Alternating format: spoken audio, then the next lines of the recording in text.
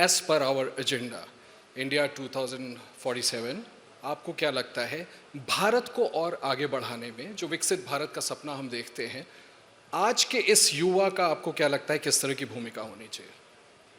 देखिए, हिंदुस्तान एक नौजवान देश है, लेकिन एक प्राचीन पहचान हमारी है। तो भारत जो 47 के बाद से हमने देखा, आप याद करेंगे तो जब देश आज़ाद हुआ था बहुत कठिन परिस्थितियां थीं।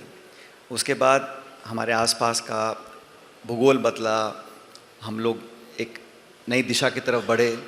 और ये बात सच है कि जब देश 100 साल का होगा तो ये मेरे दृष्टि से आशीष लगता है मुझे कि हमारे पास जो अभी डेमोग्राफिक डिविडेंड है कि हम लोग एक नौजवान मुल्क हैं, बड़ा फ़ख्र हम लोगों को है।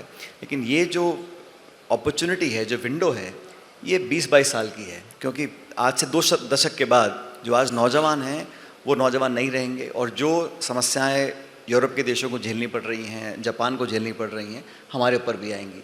हमारी उम्र बढ़ेगी तो हमारे लोगों के पास, नौजवानों के पास अगले 20-25 सालों में अपने आप को इतना सक्षम, समर्थ और कामयाब बनाना होगा कि हम आगे का एक लॉन्ग टर्म विजन लेकर आगे बढ़ें। और मुझे कोई संकोच नहीं कहने में कि भारत की जो प्रतिभाएं हैं, जो ऊर्जा है, जो शक्ति हमारे पास है, सब चीज़ हमारे पास है। लेकिन क्या हम उसका पोटेंशियल जो है उसको हम सही तरह टैप कर पा रहे हैं, ये एक सवाल बनता है। और अब तक हमने जो हासिल किया है वो सबके योगदान से किया है। इस देश में शुरुआत जहाँ हमने करी 47 से लेकर आज तक पहुँचे 75 साल में, हम लोगों ने बहुत कुछ हासिल किया है, लेकिन बहुत कुछ हासिल करना बाकी है। तो एक सुनहरा अवसर हम लोगों के पास है कि अगले 20-25 सालों के अंदर अपने युवा ताकत का, शक्ति का, क्रिएटिविटी का, इमेजिनेशन का, एम्बिशन का हम लोग सही इस्तेमाल कर सकें।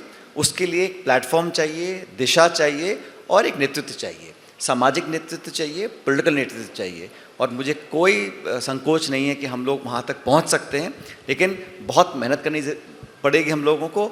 और चुनौतियाँ बढ़ती रहेंगी दुनिया में और देश में। हम सोचेंगे पूरा विश्व हम लोगों को थपथपी देगा, हमको आगे बढ़ेगा, ऐसा नहीं है। बहुत लोग हमको चाहेंगे कि हम लोग आपस में टकराव पैदा हो, बिखराव पैदा हो, और ये सब एक रियलिटी है जिसको हमको एक्सेप्ट करना पड़ेगा।